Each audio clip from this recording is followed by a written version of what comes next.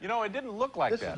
This is the hardest hitter I've ever been in the ring with. Right. You'll fight, say, I've had about 60 or more boxing matches. Right. And you only meet 3 genuine punchers throughout your career. Gerry Cooney. Ronnie Lyles. And a kid I worked with by the name of Cleveland Williams.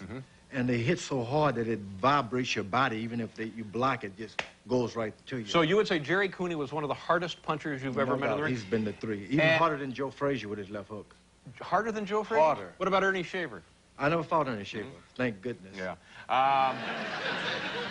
Correct me if I'm wrong. This fight last night went 4 grueling minutes.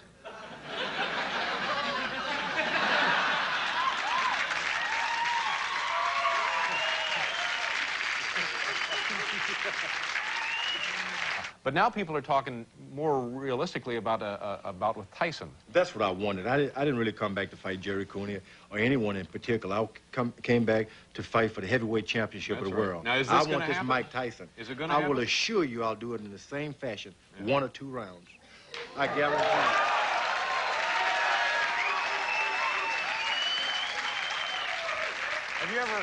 Have you ever met Mike Tyson? I've met him. Yeah? When was the last time you chatted with him?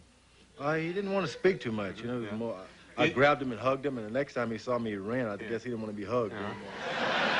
Is this fight actually going to happen, you think? It's going to happen. Don King came to visit my camp in Houston less than a month ago, and he had a big contract, offered me $5 million in the whole deal.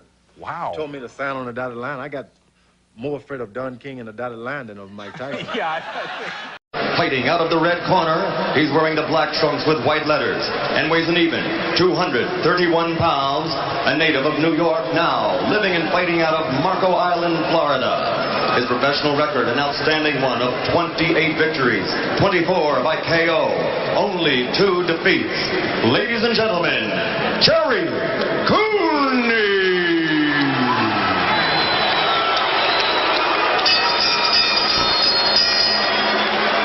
His opponent, fighting out of the blue corner, he's wearing the white trunks with blue and red trim and weighs an even 253 pounds.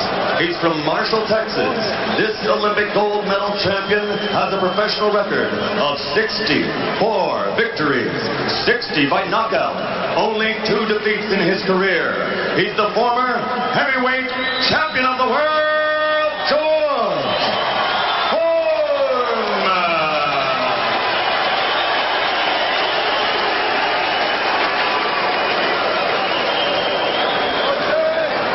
Gerry, George, both were given the rules earlier.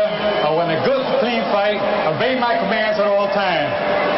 Protect yourself at all times. Shake hands. Good luck to both of you.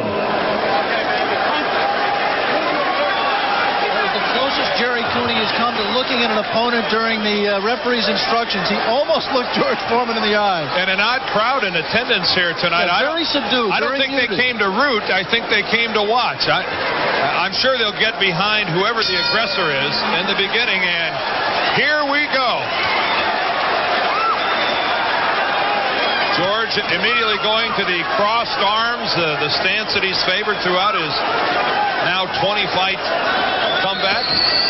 And there's the big left hook by Gerry Cooney. Not landing that time. Obviously, that crossed arm defense is a trademark of George's trainer, 76-year-old Archie Moore, one of the all-time cliche, but really one of the all-time boxing greats. And of course, that crossed arm, George used it effectively, fighting the much shorter opponents that he's faced up to now. Gerry trying to dig for the first time the left hook to the body. That really is his best punch. Gerry moving to his right, also not something that's very natural to him, but it's movement that's designed by his trainer Gil Clancy to confuse George Foreman, to keep him off balance, and therefore to nullify his power. And you touched the key word there, Alex, balance, something that Gil Clancy has said that he really wanted to work on with Gerry Cooney. Oh, there's a left from George Foreman.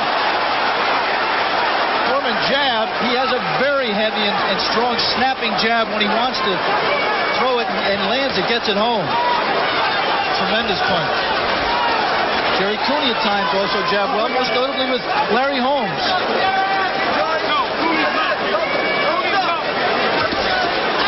Good left to the body by Cooney, and then he came upstairs and... Mouthpiece is out. We're going to replace the mouthpiece. George Foreman doesn't know what it is yet. Gil Clancy puts Jerry's mouthpiece in. Lost it about 20 seconds ago. And George said, I'm not going to waste the energy walking all the way over to that corner. And replacing the mouthpiece, a new rule. Ordinarily, the fighter would have to fight without the mouthpiece for the remainder of the round. Well, there's that jab of Foreman again getting in. George, we have to say right here, and not just in contrast to Gerry Cooney, George is a little bit quicker than he has been in his 19 fights of his comeback. That wild amateurist Foreman right to the body. He threw that punch when he was a world champion.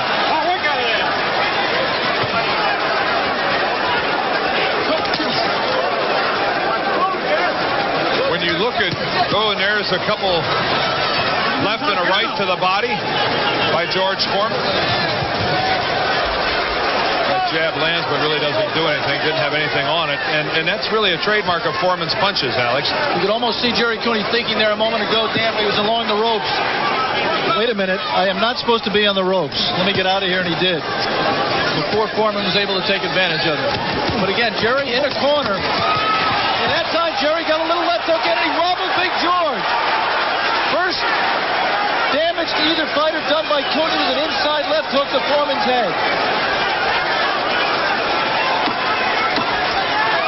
The final 10 seconds of the first round.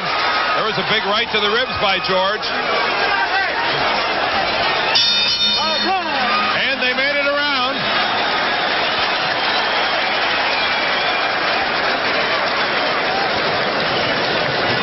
Hi, baby. Put your hands in line. Put your hands in line. Sit up straight with me. You're doing okay. You're doing fine. One thing I want you to do, stay off the ropes. Don't wait for him. You hurt him bad, you know. You can't get discouraged hitting him in the belly. Shit. You can't get discouraged hitting him in the belly. You cannot. Take a look at the mouthpiece being knocked out. That jab by George Foreman. Then the second jab behind it, and Gerry Cooney's mouthpiece came out. Action later in the round. Watch the inside left hook by Cooney.